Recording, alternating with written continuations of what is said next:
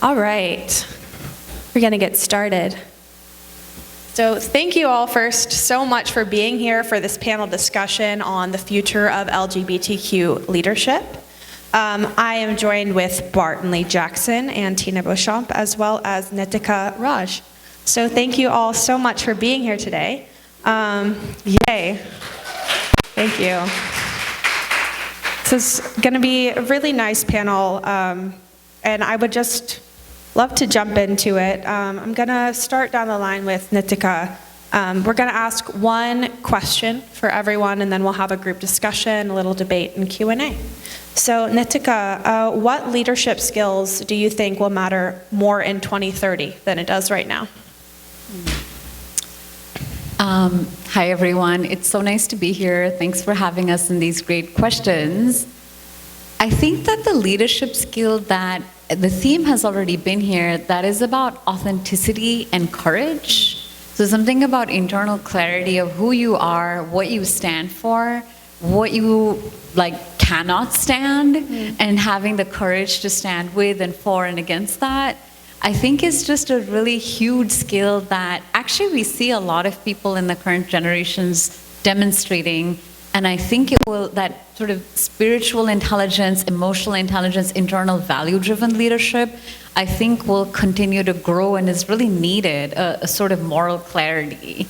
And I think it's quite undervalued and valued, particularly coming off of financial and commerce, right? Is it financially rewarded? No, it's penalized right now, right? People lose jobs for standing up against what they believe is wrong. And I think that the more that people can be authentic and lead with that, I think it will continue to grow. Yeah. Just to follow up on that, how do you feel like these skills are being underestimated right now? And do you see a shift towards valuing those more as well? Well, I think in recent times, the big examples around all the students who protested, right, against the genocide in Palestine, and we see that folks are being picked up from their homes, universities lost funding, a lot of students lost immigration status and all of that. So that's a huge one on a public level that is private institutions, public, government, everybody. So that's some really recent big ones. And I think that every time somebody quits a job that is unaligned, people are saying, not this, I'm not doing this anymore. And I think particularly for queer folks, we're always trying to leave a situation that does not allow our wholeness. So I think that right now people are finding their way in an individual way. And as a coach, I really see that a lot. People see these structures that represent security, but do they also have authenticity? Do they also pay well for everything people are bringing? So I think people are trying to figure that out individually, and I witness a lot of that, like when people I coach or with coaches in training who I mentor. But I don't know that it's rewarded on a mass, collective, or economic or level. But we also are starting to see that, we are living in Mamdanistan, and it's an exciting time to be in New York City. Yeah. We just won a rent freeze. The first time we won a 2-year rent freeze. So I think and that was 2 years of organizing by working class folks and immigrant folks and in partnership with community organizations like Cav Voice, and so many folks who Zoran Mamdani went to before day one to say, what are your concerns and needs, and how can I be a leader that represents your voice? So I think we're starting to see it on a grassroots level too, and I'm really excited and hopeful also about the recent round of primary wins. Yeah, thank you so much. For Tina, many successful LGBTQ professionals feel financially insecure in some ways. Not necessarily broke, just insecure, maybe not handling finances. But why do you think that gap exists right now? To me, because I do see it often, it's more like not enough of us are in the financial advisory field. And trying to find someone that actually could sit down and understand you, and you could be very open about what you want without the fear of being judged for who you are. So a lot of people do fear that, so they would rather try to figure it out on their own. And versus also too, people do think you need a lot of money to, that's this misconception. Do you need a lot of money, like millions of dollars, to sit down with an advisor? You do not. Even just starting off, you can sit down with an advisor. what would you recommend for LGBTQ plus professionals, maybe financially, that helps them really get that financial confidence as well? What would you recommend? Sit down with an advisor right away. Don't wait. Again, even if you only have $5 in your account, meet with someone, because you don't even know what they might tell you or what opportunities they might have for you to even get to where you want. So, again, find somebody that's not going to be judgeful to you, that's going to understand your values, understand you, and accept you for who you are, and speak to them. Don't be afraid. Yeah, great, thank you. For Barton, I know you've spent a lot of time supporting LGBT business growth, as you've said in your presentation, but what do you think is the biggest myth people still believe when it takes to building something meaningful, and especially how does that come through in the LGBTQ community? I think the biggest myth is that we're not worth counting, and thus we're not worth investment. You know, I talked about this in the presentation a little bit, but one of the things that really shocks me is the lack of data outside of the health and human service space for us. Like, I'm so sorry, but, you know, on a day-to-day basis, if I am working and paying taxes and contributing and volunteering and trying to do all the things that an American is asked to do, I would like my welfare to be considered beyond the two dimensions of a hospital bed or, you know, a pride flag getting taken down, right? I want to know that my husband, who I just married, I want to know that we have the stability of me working in nonprofit and him being a graphic designer can have a home and not get chased out of it from an affordability standpoint, that we can plan for the future, which is, you know, probably cats, but, right, like, you know, I want to know that if I pass before him, he's taken care of, right? Money, I love to talk about money. I'm a socio-capitalist. One of my members said sociopath, and I said yes, but socio-capitalist. And the reason why is because money's just a tool. It is just a tool to do very human things, right? And so at the end of the day, I think it's really important, you know, that we kind of take that myth out. Like we spend a shit ton of money on studying a ridiculous number of things. We spend money on legislating a ridiculous number of things. In my home state of Idaho, there was a law that said you couldn't have a certain type of window in case a dachshund might fall out of it. How many people had wiener dogs in the state of Idaho? Not many.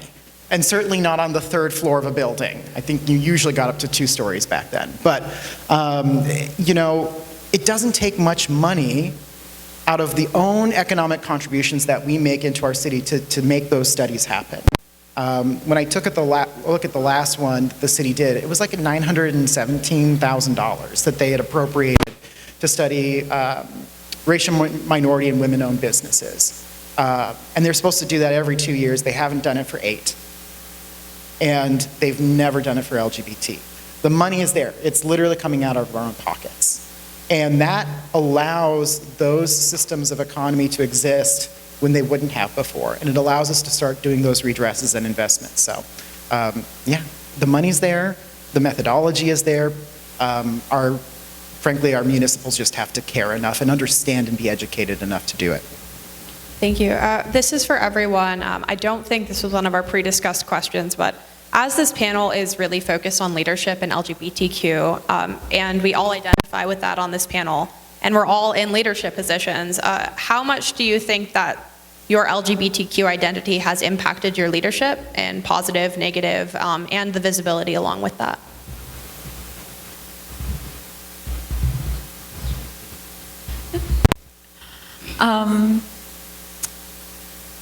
You know, like my queer identity is part of me, but with so many identities, right? Like being immigrant, being having chronic illness, and so many things, having been through war, having been through trauma. So I think in the beginning, when I was newer in my career, I was just trying to be like real professional polish, like I can do everything, I'm very professional, etc. But then you're having these like really hard days of like intense homophobia from like loved ones or some kind of health flare-up. So they're all different parts of like things that were on the one hand in certain stages causing a lot of pain, and then I had to reconcile the difference between this external polish, and particularly because having a job in this country having immigration status was tied to having a job.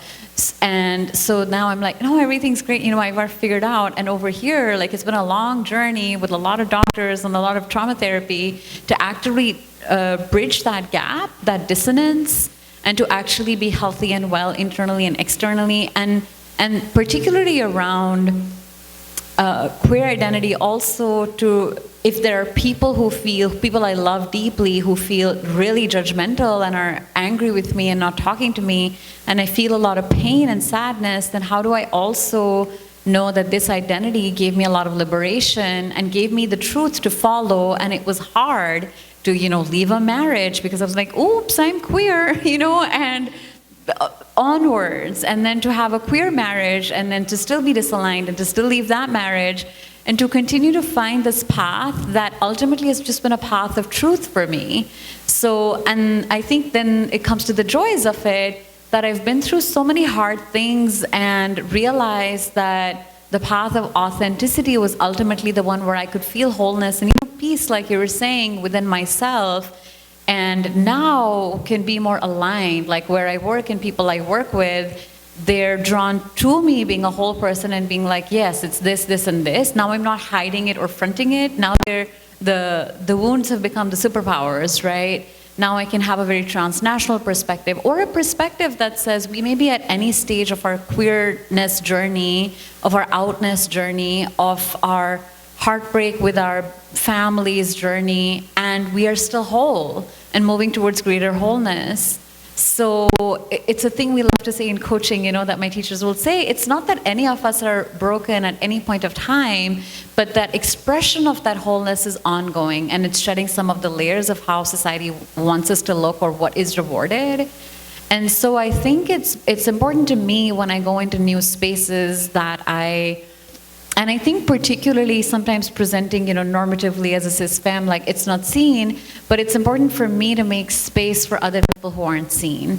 And so with introductions, with new people, with clients, with coaches, with people I work with, I'll just start by saying, hey, I would love to introduce by telling our stories, 3-minute story. I share a lot of salient things about myself because it's an invitation into the other person's wholeness too. I don't need them to take care of me around anything at that point of time. It's really an offering to see, are we willing to go to a space of truth and wholeness? And in that case, are we a fit to do deep transformational work, which we do in coaching?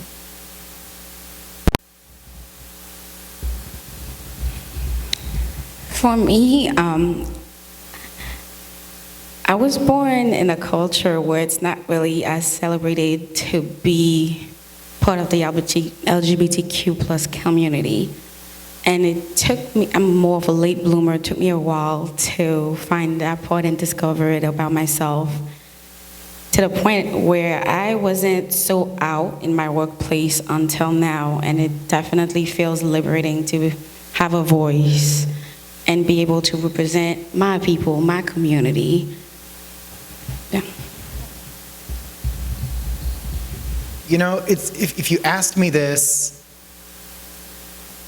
maybe even 5 years ago, I'd have a very different answer. But one of the things that I've kind of sat with is like, I didn't tell you anything about myself earlier, other than I apparently sound and look homosexual since like in vitro, right? But short version, born in California, raised in Idaho, moved to Seattle, Washington after college, came to New York from there. But so in Idaho, that's where I came out, and like literally farm boy. It's all subdivisions now, but like bucking hay during the summer, very red state, and super not LGBT friendly. We had a center, which was also the HIV/AIDS clinic. It was a shoebox in a strip mall that was regularly protested, so nobody could get access to care. I think I came out when I was 22, and within 4 months, I was attending my first vigil for a friend that had decided to take his life. And it became this thing for the next 10 years where people were passing away for any number of issues that were LGBT-centric, whether it was access to health issues, bias violence, suicide, drug addiction, you name it. And it got me really, really angry. And I couldn't understand how a state that literally refers to its citizens as the sons or daughters of Idaho, right? Like, they recognize their children as it's their own children. Why weren't there investments for us? Why weren't we being taken care of, even as young adults? And then I moved to Seattle, Washington, and I got a job at a credit union, really cool credit union called Verity. And the CFO of this company was a gay man, which I didn't know that was possible, that a homosexual could be a chief, financial officer of a financial institution. Like, that was incredible. And he had a symbolic wedding because marriage wasn't available at the time, but he had a domestic partnership. And he had 2 adopted children. What the hell? Where did this life exist? And we'd go to these quarterly breakfasts for the credit union, whether you were teller, all the way up to the executive board, and he would sing the quarterly financial report to a show tune from Broadway, just revamp it. Couldn't carry a pitch, but he'd sing it nonetheless. And then he'd take me on a boat with the Greater Seattle Business Association, that's an LGBT chamber of commerce out there, where this 5'4" lesbian with the coolest eyewear you will ever see was the executive director, and she would get Fortune 100 companies like executives at Microsoft, foreign dignitaries, city and state leaders, small businesses selling, ice cream on Capitol Hill, and the Sisters of Perpetual Indulgence, which if you don't know them, they're amazing. All to raise money for students, queer students, to pay for in-state college tuition because it is more expensive for a Washingtonian to stay in school in-state versus leaving.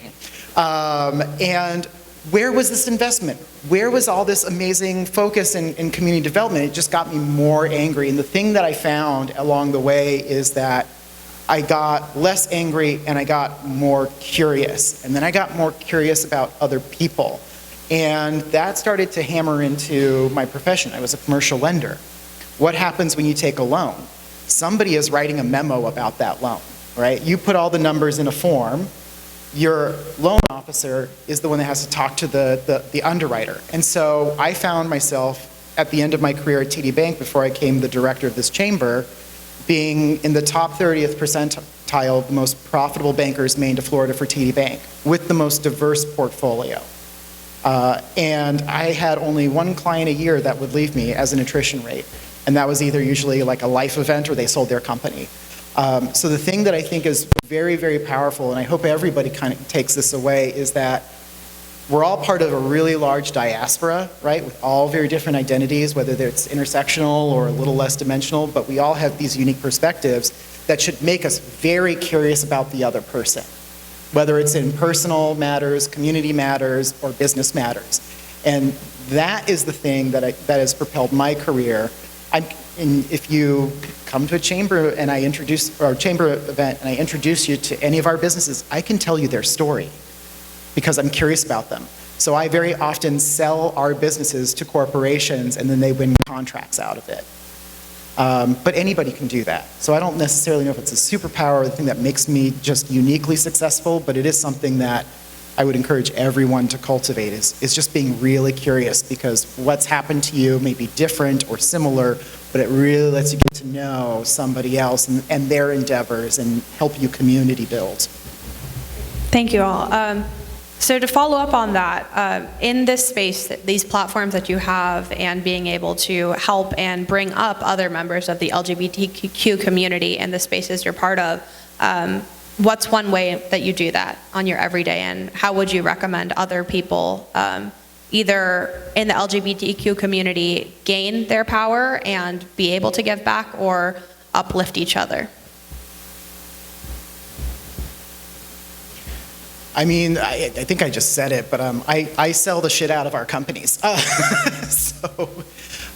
No, the thing that I do on a daily basis is I really do a thing about fostering connections. So I'm going to tell you my favorite example of this, right? So a chamber has a number of types of businesses across industries. They can be nonprofit, small business, corporate, you name it. Sometimes we'll let municipals come in as a guest and politely ask them to leave once they've done their good work.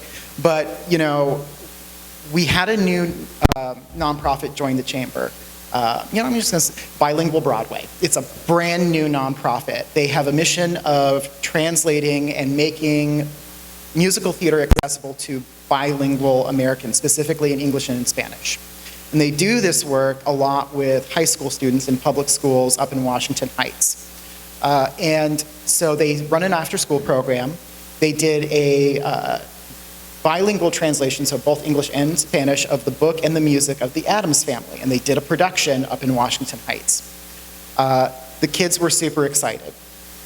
The parents were less excited because the kids had to stay after school and they needed to go get something to eat and then come back. At that time, ICE was in our neighborhood a lot. And this new nonprofit didn't know necessarily what to do, how to handle the situation, how to get enough money to cover the food costs. And I said, come to the chamber, meet our businesses. We'll give you a nonprofit spotlight, talk to 3 to 5 minutes about what you do it, why it's important, what you need. Does that exact thing. The very same night, one of our small businesses, not a corporation, not somebody like grossing millions of dollars, one of our small businesses cuts him a check for $4,000 so that these kids can actually stay in school, get food, not have their parents worry about ICE, and then they go on to do this production, which, by the way, the Addams Family estate comes out and says it was the most dramaturgically accurate translation they have ever seen of their show. It brought out Playbill, Broadway World, and now they are discussing rights to do this same nonprofit work once a year with a new show every year from a major rights holder in the industry. So that's kids, that's arts and culture, that's commerce, that's a whole neighborhood, just because 3 people connected. That's my favorite thing in the world. Fantastic, thank you. I think I definitely have to agree with the connection part. It is creating that environment where, okay, whatever you need, if I can't do it, I could connect you to someone that can, which is why I do love networking. It's meeting lots of different individuals from lots of different backgrounds. I love to think I know it all, but I don't. So if you come to me, I don't know it, 9 times out of 10, I know someone who does. And I'm always happy to make that connection. And it's definitely also providing a non-judgmental ear. Again, yes, I am in the finance world, but just being personal. A lot of us do lack like that person that you could just say everything you want to. You have to like curate what you say to what person because of the fear of judgment. I'm also there for that, and I do love providing that shoulder for the people in my community.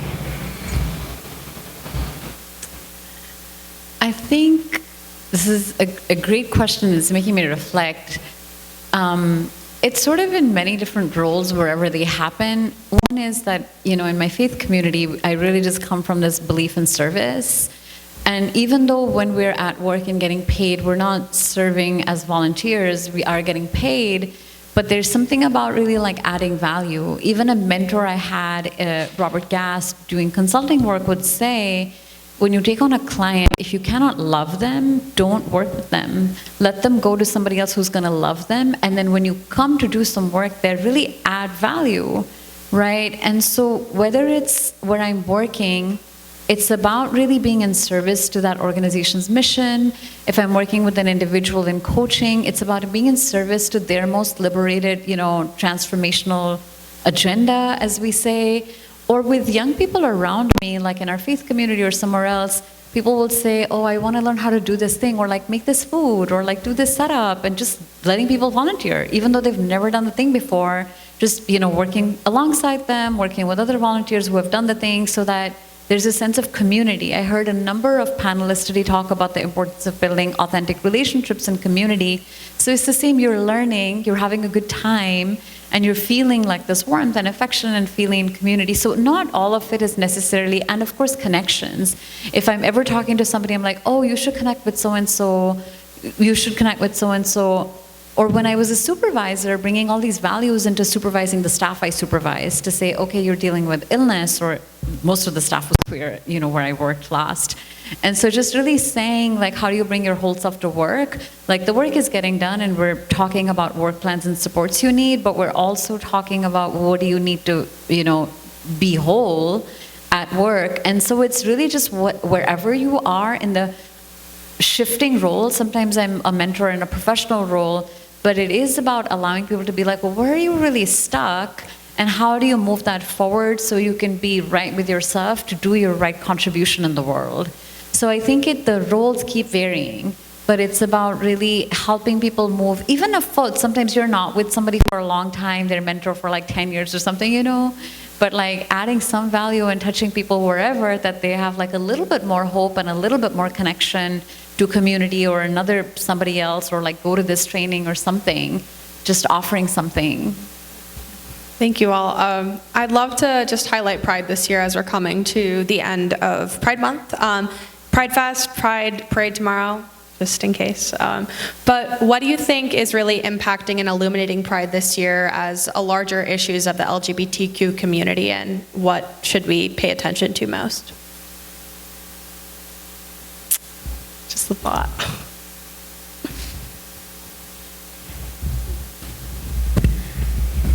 I do think that we did come a long way from where it started, and what we could do moving forward is to us, so we could stop being the exception in the room and just belong everywhere.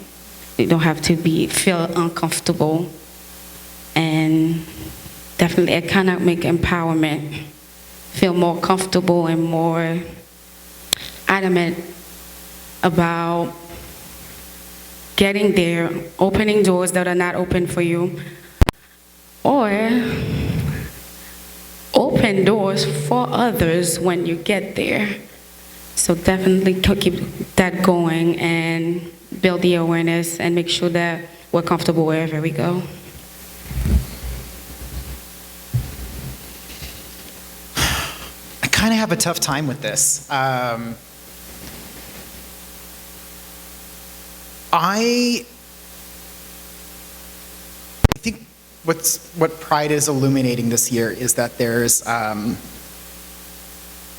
lot of fracture and not a lot of focus.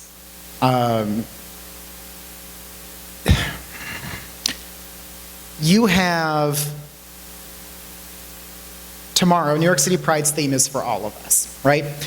And we have so many varied disagreements about who really is all of us, right? For example, huge push against corporations because corporations pulled out. Numerically, not a lot of corporations actually pulled out of New York City Pride last year, just a couple of big ones, and then they actually stayed on silently. And those corporations aren't monoliths. They employ tens to hundreds of thousands of people that are part of our community. And the 45 corporations, I think, marched last year, that subsidized the ability for 505 nonprofits to march and raise their voice and their issues and their civics. And I grapple with that a lot because I understand the argument, but unless a corporation is actually being harmful, like, I mean, yeah, I don't care, fuck Meta, but, you know, most of the organizations in New York are very, very, very invested in New York, and their people are. And they're trying to figure out how to navigate all of the dumb shit that's happening from the federal level. I'm turning real Scots-Irish and cussing now. It's Saturday. And at the same time, you have our small businesses who feel very, very much invisible. And the only time they get asked to the table is when they're asked to donate money, which they have less capacity to do than our corporations do. And then our nonprofits get looked at as grassroots and mismanaged or poorly governed, or not at the size and the scale to really do the work that a check writer would want. And I'm just sharing, not as a criticism of any of these are the perspectives that get bounced around every single year. I hear them all the time, because I sit in a room with a nonprofit, I sit in a room with a business, I sit in a room with a corporate, and I hear these grievances. And I hope that in all of that discord, and as people think about Pride being for all of us this year, that once June is done and we all take a collective exhale, that we actually sit down at the table and we stop thinking about ourselves in the silos of like a Fortune 500 desk by like Central Park, or a small business that is working remotely from home, or a nonprofit that might have a shared space in a municipal building. I think we all need to get back to the fact that we're all LGBTQ folks. We all have needs. We have a desire to invest in each other. We need to be much more collective in our, and the infrastructure's there. We have the ability to coordinate. We just have to start doing it. And I think we have to get out of, the thing that we have to get out of, and the thing that's illuminating, is we need to step away from the survivalist mentality that we've had since the 80s. It's very ingrained in our cultures across the board. We've siloed ourselves, and we need to step away from that, and we need to start learning how to really reinvest in one another, so that next year, and the year after that, and the year after that, we can build momentum, we can be more discerning with our dollars and our investments, but also our own personal labor. So that when we have a headwind from someone who wants to be an asshole because they think they have a nice signature and they don't, it looks like an EKG readout, we're better protected because we've invested in ourselves. So that's what's illuminating for me for Pride. I guess that's a long answer to say I'm struggling with it, but I know what I hope for. And I hope that, we present a much more, concentrated and collaborative front going forward. I'll keep it brief. I'm not a big one to be talking about Pride because I don't really go to a lot of Pride stuff anymore. But I think that one of the things at this time that is coming up just as a theme for our communities, many communities, one community, is this theme of like having each other's backs, right? The policies that are coming down against our trans community members are so intense and so violent, and we just really need to protect our people and have each other's backs. So, if we just think about like, how are we doing that? I think, whether it's in our lives, and I think there's not any one way, but whatever that looks like for our loved ones in our lives, if we have access there, if we have access to medical advocacy, if we have access anywhere to more safety and protections, if it's watching out for our friends going to the bathroom, whatever it is, but really thinking about protecting each other, particularly where we're in spaces where it's like, oh, Pride, celebrate joy, right? Like actually thinking about the complexities, what is not safe and celebratory, thinking about our people who cannot be out, or it's not safe to be out in the diaspora, like here from my own community and culture, whether it's here or there. So like thinking about the rich lives that are happening not out, and really thinking about the dignity part of Pride, right? Like it's like so great to think about like, woohoo, I'm proud. But like, really thinking about like the dignity of all people and the narratives that are dehumanizing and fighting against those. So those are the things that hold meaning for me. I only ever go to one really Pride event, and I won't say what it is. But finding your way through it is, I think, what I would say. What are the places that hold real meaning, as opposed to just being performative, like, okay, I go to the parade, okay, I go to this, I go to that. But really thinking about when you show up somewhere, what is your intention? What are you showing up for? And then really embodying that, then go for it. And I love the people who like go to the parade and are like really decked out and are doing it. It's not me, but like so much respect, on bringing that beauty and joy. Everybody has a role in the ecosystem, so like do that, and do that with intentionality and love, and think about all the other people who are not visible and cannot do that, and just, hold everyone in your heart as you go out and celebrate. Thank you all so much. I should have been keeping better track of the time, but let's get a few audience questions, if we got any. Otherwise, okay, great. Well, thank you all. This has been honestly fantastic, and I really appreciate all of your perspectives. Let's just give everyone a round of applause.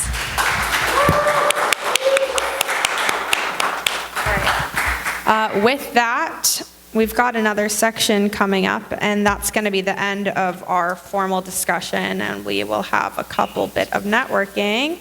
Right, closing reflection. We'll be experiencing together in a few minutes. Thank you so much.